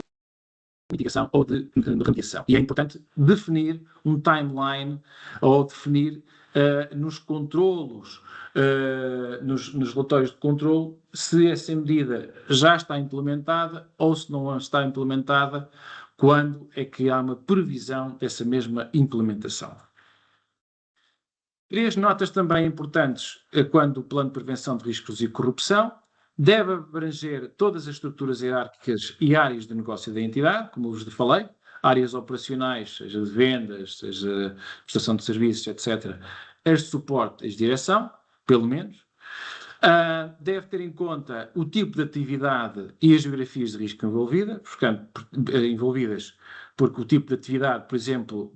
quem lida com o numerário poderá ter um risco de exposição maior àqueles que não lidam com o numerário. Portanto, estou aqui a dar um exemplo muito simplificado. Ou, por exemplo, entidades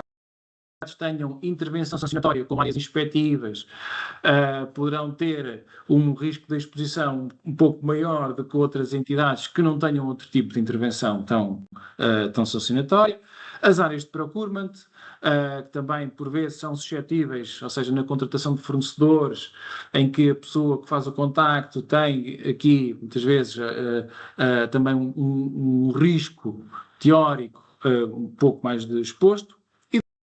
Depois também as próprias geografias. Portanto, é preciso ver, até sobretudo nas relações, nas entidades que têm relações de grupo, muitas vezes têm subsidiárias que estão noutras geografias e isso poderá, a contratação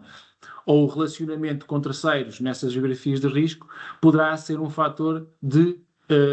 incremento de grau de exposição a fenómenos criminais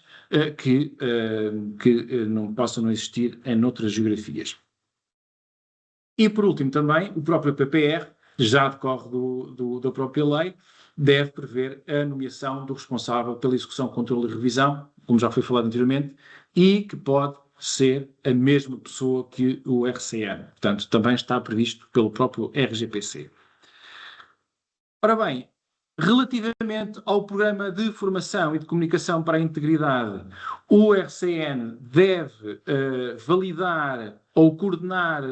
quando da definição desse mesmo plano de formação, os seus conteúdos, avaliar, e chama aqui a atenção a existência do guia do MENAC relativamente às componentes comportamentais, normativas e em trabalho de grupo que já estão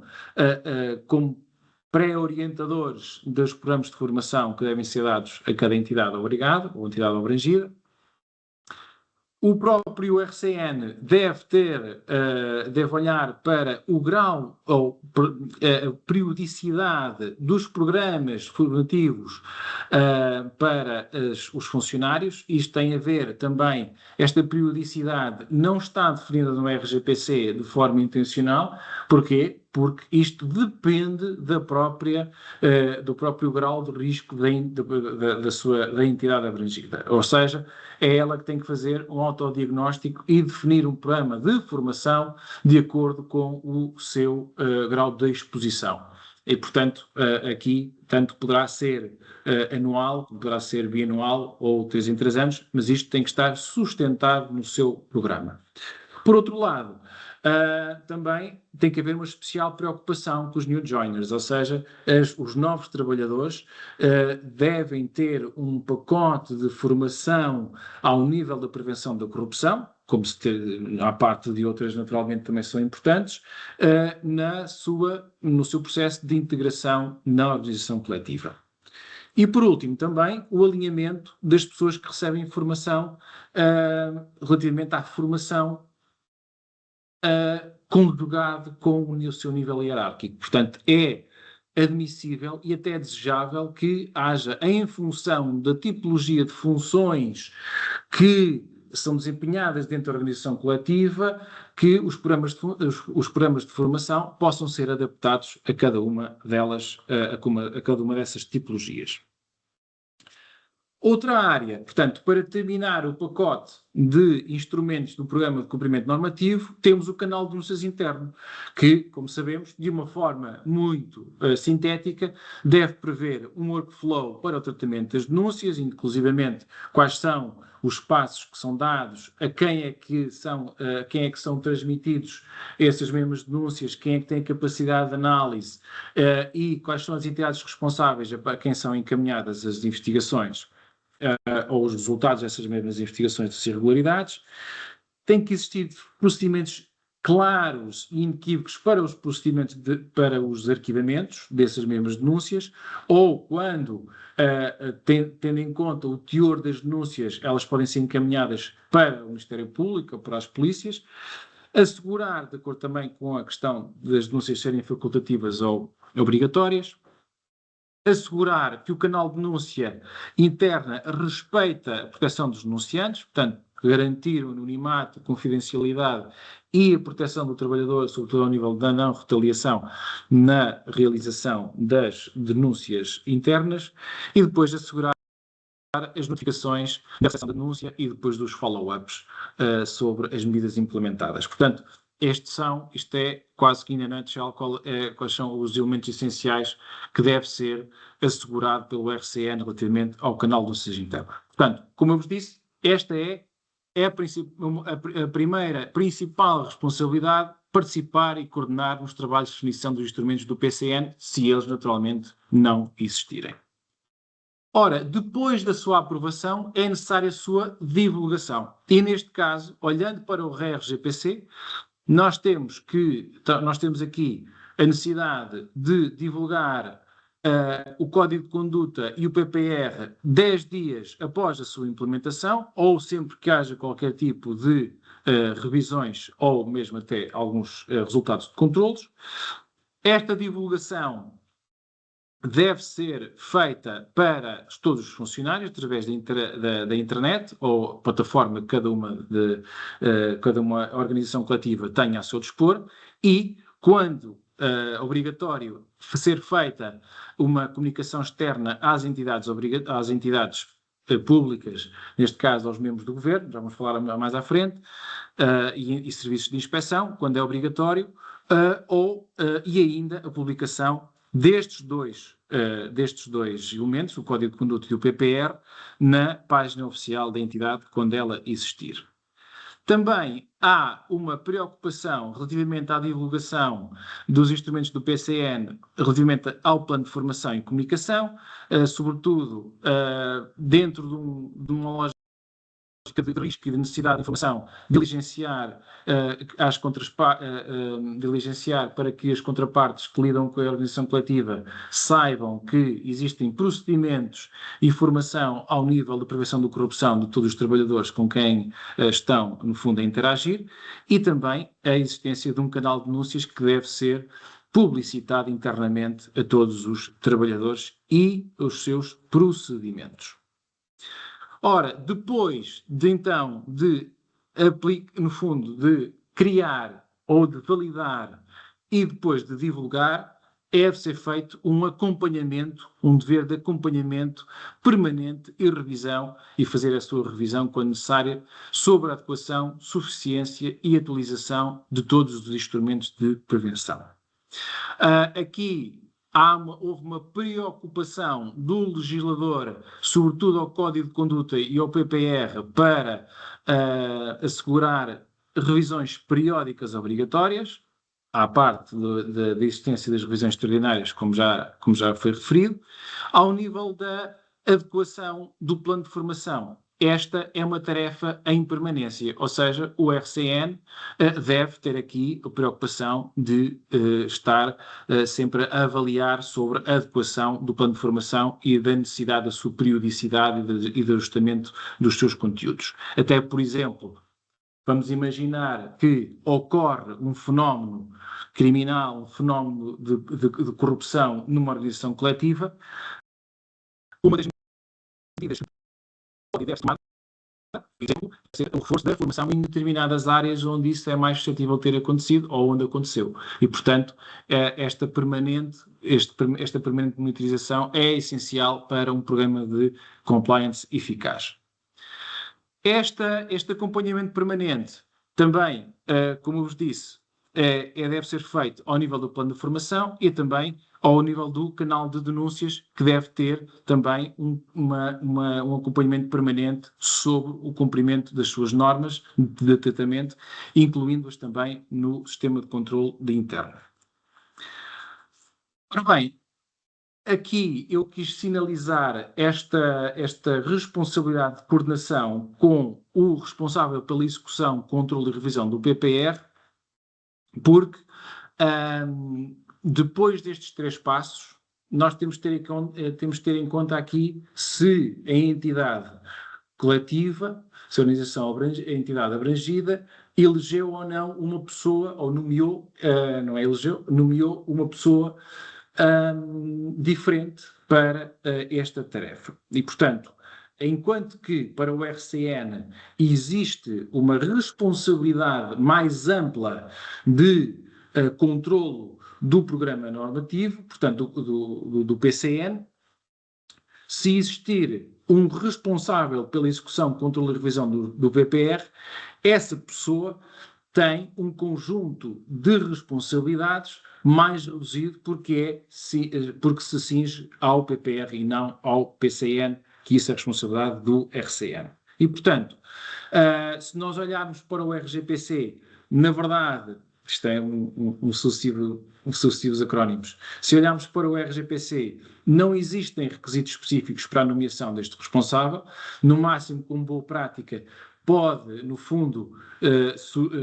sugerir uma abordagem muito similar àquela que foi feita agora para o RCN, sobretudo ao nível da qualificação técnica e da sua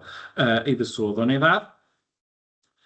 Se essa pessoa for diferenciada do RCN, ela deverá ter um dever de comunicação permanente relativamente aos controles e às revisões do PPR e, portanto, há sempre aqui uma necessidade de coordenação entre estas duas entidades, entre estas duas pessoas, dentro da organização coletiva. E, por último, não esquecer que a existência de um responsável pela execução, controle e revisão do PPR e a existência de um RCN, portanto, tem uma amplitude maior de responsabilidade dentro da organização, não causa embargo às responsabilidades originárias aos órgãos de administração, que têm sempre um dever de acompanhamento da avaliação dos controlos de eficácia do seu modelo de compliance de prevenção de corrupção. Ok? Portanto, no fundo, há aqui 3 layers que têm que estar em constante comunicação, tal como também tínhamos visto no slide em que coloquei lá aquele triângulo para termos aqui uma ideia um pouco mais aproximada dessa mesma interação. Quanto ao dever de controle e reporte, aqui foquei-me, como termina o RGPC, foquei-me no PPR e no Código de Conduta. Aqui, só chamar a atenção, isto é aquilo que está previsto, são os 2 controlos, que é o relatório intercalar em outubro, portanto, para as entidades que tenham situações com risco elevado ao máximo. Chama aqui a atenção, eu coloquei aqui estas 2 notas, quer para o relatório intercalar, quer para o relatório anual, em que todas as entidades devem emitir o seu relatório relativamente ao ano anterior, que, segundo uma recomendação do MNAC, esses relatórios devem ser assinados. Portanto, tem que haver aqui claramente uma vinculação do emitente do relatório relativamente à comunicação ao MNAC. Estes controlos e reportes do PPR também podem seguir ou devem seguir o Guia 1/2023 relativamente à avaliação das medidas, no fundo, em 3 níveis, no fundo, quando é feito o controle. Se a medida, portanto, relembrando, para quem não está tão habituado, relembrando a metodologia do PPR, temos a identificação do setor de atividade, de risco, no fundo, em que há um risco de exposição de corrupção, de fenómenos de corrupção. Temos depois a classificação desse mesmo risco e, em função dessa classificação do risco, temos a respectiva medida corretiva ou medida de mitigação ou medida preventiva para mitigar, no fundo, esse mesmo risco que foi classificado previamente. E, portanto, seguindo essa metodologia, nos relatórios de controlo é necessário avaliar se a medida que foi identificada, se foi adotada, qual foi a sua eficácia face ao risco que foi identificado previamente e se são necessárias medidas corretivas adicionais. De relembrar que, quando da emissão do PPR, portanto, a sua implementação e as suas revisões, as entidades públicas que estejam sob tutela, direção ou superintendência comunicam esses mesmos controles, esses mesmos reportes aos membros do governo e aos serviços de inspeção das áreas em que se inserem também e ao MNAC. No caso das entidades públicas que não estejam sob tutela destes mesmos membros do governo, só comunicam ao MNAC. A questão aqui, naturalmente aqui, o setor privado foi chamado também a comunicar esses mesmos instrumentos ao MENAC através da sua plataforma eletrónica. Também sobre o código de conduta há um dever de controle e reporte, quer quando ele é implementado, quando é objeto de revisão ordinária e extraordinária e quer quando há relatórios de infrações ao código de conduta. Relembram-se que eu falei que na elaboração de um código de conduta é necessário que haja uma parte que elenque todas as sanções disciplinares que estejam associadas a este tipo às violações do Código de Conduta e, portanto, caso ocorram, deve ser feito um relatório de infrações que deve ser também comunicado numa destas situações, portanto, quer o relatório de infrações, as revisões na implementação, no prazo de 10 dias, às entidades que estão previstas na lei. Portanto, também da mesma lógica do PPR. De notar que também a lógica segue para o PPR e aqui também aqui o setor privado deverá também ou poderá ser convidado a fazer exatamente o mesmo. Quanto aos deveres complementares aplicáveis às entidades públicas abrangidas, a lei, o RGPC, veio a considerar ainda um conjunto de normas que têm a ver com o dever de divulgação, a transparência administrativa, a prevenção de conflito de interesses, o registro e controle de acumulações de funções e de concorrência na contratação pública. Ou seja, o RGPC, além da necessidade do programa de cumprimento normativo, veio prever um conjunto de medidas adicionais que devem ser aplicadas às entidades públicas abrangidas. E neste caso, no primeiro ponto, diz respeito à necessidade de publicação de informação na intranet e na internet que está previsto, são no fundo elementos de transparência administrativa, estão elencados no artigo 12º. Também prever medidas de gestão e de informação para a gestão de conflitos de interesses, e foi publicado recentemente a declaração individual que determinadas pessoas dentro da administração pública ou dentro das entidades públicas abrangidas devem apresentar, devem assinar.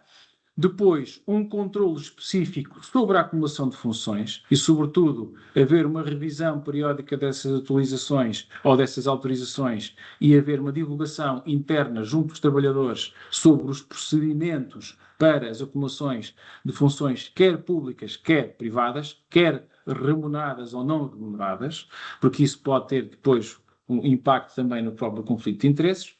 E depois, um conjunto de medidas que sejam desincentivadoras do ajuste direto na concorrência, na contratação pública, isto naturalmente para as entidades públicas abrangidas.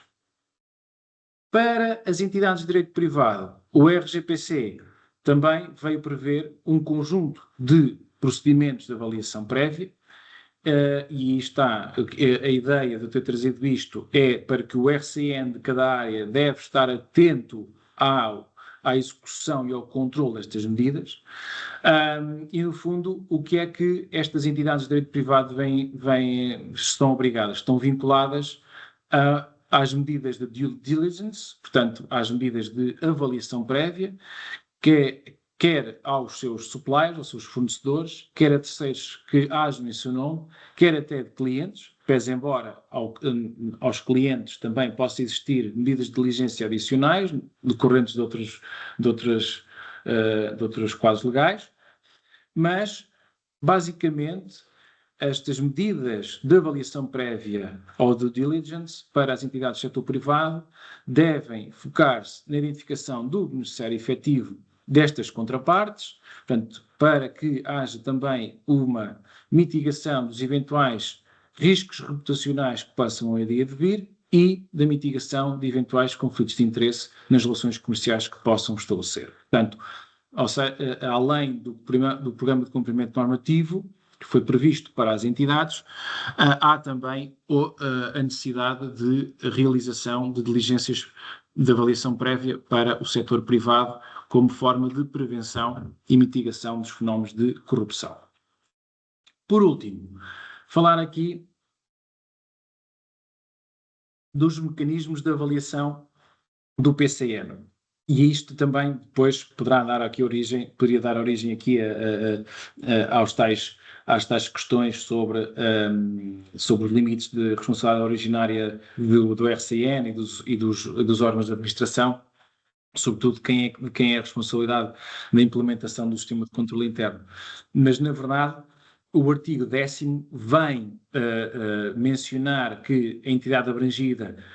é a entidade que tem a obrigação de implementar os mecanismos de avaliação, portanto, os mecanismos de avaliação de eficácia do seu sistema de prevenção, e isso passa não só pelos controlos internos que são feitos ao PPR, portanto, aqueles controlos periódicos das medidas preventivas, portanto, que são plasmados nos relatórios anuais e no relatório periódico e no relatório intercalar, mas também só é complementado com a avaliação do sistema de controle interno para as entidades públicas e os procedimentos de controle interno para as entidades de direito privado. Para o sistema de controle interno das entidades públicas, há uma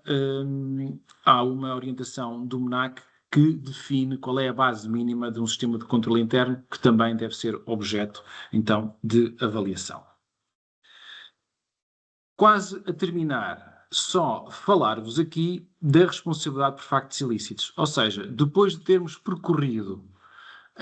as responsabilidades do RCN ao nível da execução, ao nível do controlo, da monitorização, da divulgação de todos os instrumentos do PCN, chamar a atenção que há, além da responsabilidade criminal, da disciplinar, há também uma responsabilidade contornacional. E a lei foi específica nesta matéria, portanto, uma vez que estamos aqui preocupados e direcionados para o RCN, de que há responsabilidade contornacional, não só para os dirigentes, mas para o próprio RCN, quando, pela prática de alguma contornação, portanto, no fundo, pela prática material de um facto, ou perante uma omissão indevida. Ou seja, quando o RCN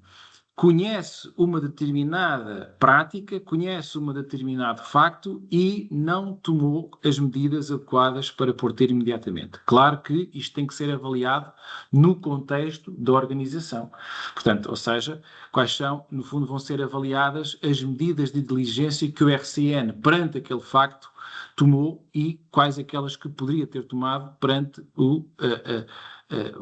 as ferramentas, os materiais, os recursos que tem à sua disposição. Portanto, só queria aqui chamar a atenção, quem seja RCN tem o foco de eventual responsabilidade por factos ilícitos, neste caso, responsabilidade contornacional por ação e por omissão indevida. Por último, e mesmo a terminar, falar aqui só sobre o regime sancionatório. E a questão do regime sancionatório tem a ver com a fragmentação. É natural que quem esteja por dentro do direito penal, existe sempre a característica da fragmentariedade do direito sancionatório e a intervenção à última razão, mas é que esta fragmentação tem a ver sobretudo com a escolha específica do legislador estabelecer um conjunto de deveres e de responsabilidades que nós percorremos, aqui de uma forma muito sintética, mas que depois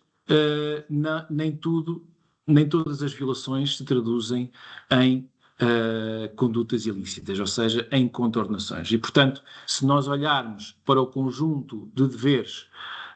nem todas elas se traduzem depois no direito sancionatório, o que significa que houve para já um enfoque, e diria mesmo até que houve aqui um enfoque do legislador intencional nas entidades públicas relativamente à adoção de modelos de compliance e, sobretudo, depois na aplicação do seu respectivo direito sancionatório. Portanto, terminado este tempo, já creio que já vai bem longo. Luís, eu não tenho acompanhado de todo as intervenções ou as perguntas. Não sei como tem sido feito, não sei se damos espaço aqui a alguma margem de manobra ou se deixamos isto depois para questões escritas. Sim, muito obrigado, Hugo. Em primeiro lugar, agradecer-te esta importantíssima participação neste webinar, e eu gostaria de começar exatamente por lembrar que, no âmbito dos trabalhos na Comunidade Socialista de Anticorrupção, o Hugo Tavares é responsável pela elaboração de um documento orientador no âmbito das funções de responsável do cumprimento normativo, que em breve ficará disponível no site do Mecanismo Nacional Anticorrupção e no site da Transparência Internacional. Portanto, o trabalho do Hugo Tavares vai dar origem a uma espécie de, quase eu diria, se me é permitido, uma espécie de guia no âmbito da função de responsável do cumprimento normativo, que será disponibilizado brevemente no nosso site. Relativamente, como compreenderão, nós estamos praticamente com 700 participantes neste webinar. Eu tentei, na medida do possível, ir respondendo a algumas das questões através do chat, mas eu destaquei aqui, eventualmente, algumas questões um bocadinho mais genéricas, que eu penso que abrangem algumas das dúvidas que foram sendo suscitadas no chat relativamente às nossas apresentações. Bom, em primeiro lugar, eu gostaria de dizer, e foram feitos no chat alguns comentários sobre um comportamento menos responsável por parte das entidades dirigentes de cada organização na indicação do responsável do cumprimento normativo. Eu queria chamar a vossa atenção de que é do interesse dos órgãos diretivos de cada entidade nomearem para responsável do cumprimento normativo uma pessoa que efetivamente acrescenta ao desempenho desta função. Porque é importante referir que, no âmbito do RGPC, podem ser, como aliás o Hugo acabou agora mesmo, na parte final, de lembrar, podem ser responsabilizados do ponto de vista disciplinar e do ponto de vista contra-nacional, podem ser responsabilizados os órgãos de direção, seja do setor público, seja do setor privado, no caso de eventuais incumprimentos no âmbito do RGPC. Portanto, a designação do responsável do cumprimento normativo é algo que é do interesse do órgão máximo de cada uma das entidades, porque, caso contrário, pode estar a criar uma situação que lhe pode vir também a ele a ser prejudicial. Portanto, eu diria que há que termos que acreditar que as entidades de direção de cada uma das organizações são responsáveis na forma como vão selecionar e como vão designar o responsável do cumprimento normativo. É verdade que a grande novidade que a nova orientação traz é aquilo que eventualmente criou aqui mais algumas dúvidas e mais algumas confusões. Eu, eventualmente, diria que o ideal é lerem a recomendação 1/2020, a orientação 1/2025, e eu penso que a forma como ela está redigida esclarece muitas das dúvidas que aqui foram suscitadas, designadamente a alteração de entendimento do MENAC relativamente à orientação 1/2024. Ou seja, não é necessário para a designação do responsável do cumprimento normativo que a pessoa, antes de ser designada, já tenha a função de direção superior ou de equiparado à direção superior. Essa função de equiparação, ela pode continuar a ser alguém da direção superior, que seja no setor público, seja no setor privado, mas aquilo que verdadeiramente a orientação traz como novidade é que abre a possibilidade de serem designados responsáveis de cumprimento normativo pessoas da organização que ou são de uma direção intermédia, portanto não de uma direção superior, principalmente no âmbito daquela que é a designação que resulta da nossa lei dos dirigentes, mas que também possa inclusivamente ser uma pessoa que não é de ter qualquer nível de direção ou de chefia. É necessário que se cumpram os requisitos que efetivamente a orientação proclama, que é que seja de facto a pessoa que no âmbito da organização é a pessoa mais indicada para o desempenho daquela função, que por força de ser designada responsável do cumprimento normativo, ela passa a ser equiparada à direção superior, exatamente para acautelar a independência e a autonomia decisória no âmbito do desempenho destas funções, e que tenha a idoneidade e a qualificação técnica para o desempenho das funções de responsável do cumprimento normativo. Há aqui uma questão, tenho notado que há muitas pessoas ligadas às autarquias locais e fundamentalmente aos municípios que referem a existência de uma orientação da Direção-Geral das Autarquias Locais que dizem que no caso dos municípios onde não existe de facto um cargo de direção superior, que essas funções podem ser desempenhadas pelo Presidente, pelo Vice-Presidente ou pelos vereadores. Obviamente que a DGAL, certamente proximamente, à luz da nova orientação do MENAC, irá rever esta sua orientação e, portanto, hoje em dia, essa pergunta, aliás, foi feita muito diretamente no chat, hoje, através desta nova orientação, não é de todo necessário, nem eventualmente útil, que o Presidente, o Vice-Presidente ou os vereadores sejam efetivamente os responsáveis do cumprimento normativo, apesar de, entendendo-se genericamente que fazem parte de alguma forma da direção superior do organismo município, que eventualmente não possam ser afastados de eventualmente serem indicados como responsáveis do cumprimento normativo, designadamente se, na avaliação que é feita, for entendido que alguma dessas pessoas é dentro da organização aquela que melhor cumpre os critérios para a designação de responsável do cumprimento normativo. Foi também aqui colocada, também no âmbito das questões dos municípios, a questão da delegação de competências. O responsável do cumprimento normativo não tem de exercer as suas funções no âmbito de uma delegação de competências, portanto, o responsável do cumprimento normativo tem de ser designado responsável do cumprimento normativo diretamente, portanto, ele não exercerá essas funções numa lógica de delegação de competências. E houve também aqui alguma confusão entre o termo do exercício desta função de forma permanente com a questão da exclusividade. Não, o responsável do cumprimento normativo não tem de estar em regime de exclusividade no âmbito do desempenho destas funções, tem efetivamente de estar disponível permanentemente para aquilo que forem as exigências do desempenho desta sua função de responsável do cumprimento normativo, ou seja, não pode exercer estas funções periodicamente, não pode dizer, bom, eu X horas numa semana ou durante um mês eu sou responsável do cumprimento normativo. Não, ele tem de estar, obviamente, permanentemente disponível para o desempenho daquilo que for exigido no âmbito desta sua função, mas isso não se confunde com o desempenho em exclusividade dessa função. Já aqui foi dito e realçado, o responsável do cumprimento normativo exerce a sua função de forma independente e com autonomia decisória. Obviamente todos nós compreendemos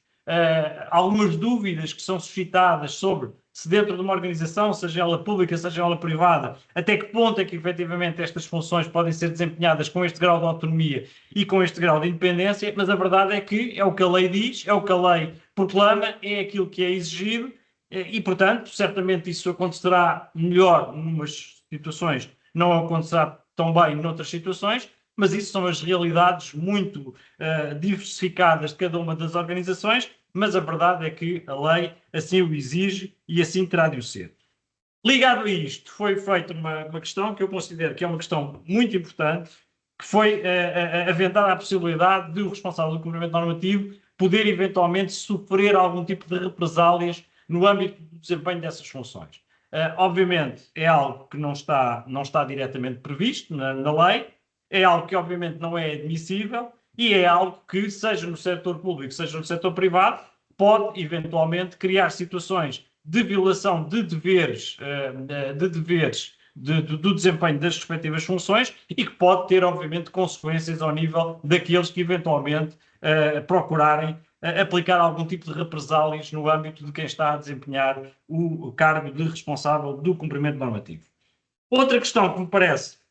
muito importante e que diretamente a lei de facto não esclarece e a própria orientação também não dá nenhuma orientação sobre isso, é a questão da substituição do responsável do cumprimento normativo. Obviamente esta questão é uma questão que deve ser avaliada à luz da realidade de cada uma das entidades, ao nível da respectiva complexidade, ao nível daquilo que é a exigência do trabalho que é desenvolvido pelo responsável do cumprimento normativo e, eventualmente, nos casos, pode-se justificar que o responsável do cumprimento normativo tenha uma outra pessoa que eventualmente o possa substituir em algum tipo de impedimento ou em algum tipo de falta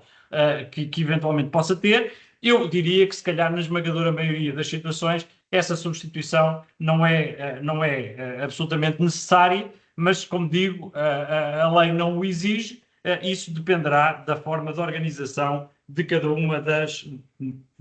entidades. Quero apenas lembrar que no âmbito da plataforma RGPC, aquilo que é exigido é que seja identificada apenas uma pessoa como responsável do cumprimento normativo. E com isto vou talvez à última questão, que é a questão de o responsável do cumprimento normativo deve ser conhecido por todos os trabalhadores da organização. Portanto, o responsável do cumprimento normativo tem de ser facilmente identificável e perfeitamente identificável por todos aqueles que funcionam, que trabalham naquela organização. E, como eu também já tinha dito, tem de ser também aquela pessoa que é identificada na plataforma RGPC do MENAC como desempenhando essas funções. Eu penso que, como disse, comecei por dizer, o MENAC continua, através do seu mail geral, continua disponível para algumas questões que agora, inclusivamente, na leitura e na releitura da orientação 1/2025, que eventualmente possam ainda surgir. O Hugo Tavares também tem disponibilidade para ainda, com base nas dúvidas que aqui foram suscitadas, pode eventualmente, no âmbito daquele documento que vai ficar disponibilizado, pode eventualmente ainda vir a introduzir algumas questões, eventualmente algum tipo de fax que eventualmente respondam a algumas das dúvidas que aqui foram suscitadas. E, como digo, no essencial é lerem a orientação 1/2025, daqui a algum tempo terem a disponibilidade de consultar o documento que foi elaborado pelo Hugo Tavares e que ficará disponível brevemente. E, como também disse, se quiserem eventualmente voltar a alguns dos aspectos que foram abordados no âmbito deste nosso webinar, o webinar dentro de poucos dias ficará disponível no YouTube do MENAC e poderá ser facilmente consultado a qualquer hora. Da minha parte, e penso que da parte do Hugo, só temos que agradecer praticamente quase 700 pessoas que participaram neste webinar, o que demonstra, em primeiro lugar, o interesse que efetivamente o RGPC e o desempenho desta missão tem nas organizações. Esperemos que efetivamente isto auxilie aqueles que serão designados ou que já são designados como responsável normativo no desempenho das suas funções. É obviamente um desafio, tem obviamente algumas dificuldades. Cá estaremos para ajudar, na medida do possível, todos os responsáveis do cumprimento normativo no desempenho dessas suas funções. E ao MENAC, em meu nome, apenas tenho que agradecer de facto o interesse que este webinar suscitou e desejar-vos a todos um bom resto de dia e um bom trabalho. Hugo, não sei se queres terminar. Exatamente, no fundo exatamente seguir as tuas palavras, agradecer a atenção,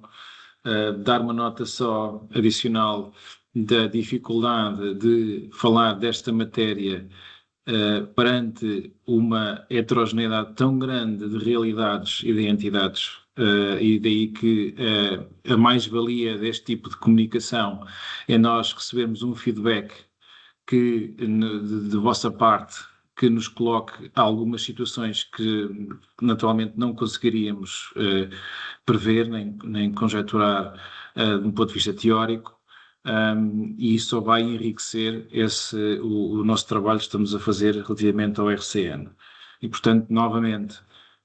perante realidades tão distintas, é sempre muito difícil darmos aqui uma orientação concreta em muitas das situações que nos são colocadas. Tentei fazer um overview no fundo, de todas as áreas que o RGPC fala. Portanto, naturalmente não é possível fazermos um deep dive em todas, mas basicamente tentei fazer uma abordagem para quem está a iniciar funções deste tipo de área, ter no fundo aqui um conjunto de normas ou um conjunto de orientações que lhes permita ter uma ideia da responsabilidade e da amplitude das áreas de intervenção. Naturalmente, como já foi dito, posteriormente as FAQs serão um elemento muito importante no esclarecimento das vossas dúvidas, e eu espero trabalhar também juntamente com o MENAC para ajudar na produção dessas mesmas FAQs e, sobretudo, mesmo sendo uma projeção temporal, seja daqui a meio ano, um ano, porque certamente as dúvidas vão continuar a surgir e, eventualmente, até como poderá ser necessário, provavelmente, haver algumas alterações legislativas, até para corrigir algumas incongruências, e, portanto, decorrente dessas alterações, poderá ser necessário fazer novos esclarecimentos. Portanto, mais uma vez, muito obrigado pela vossa atenção, pela vossa paciência e muito obrigado por tudo.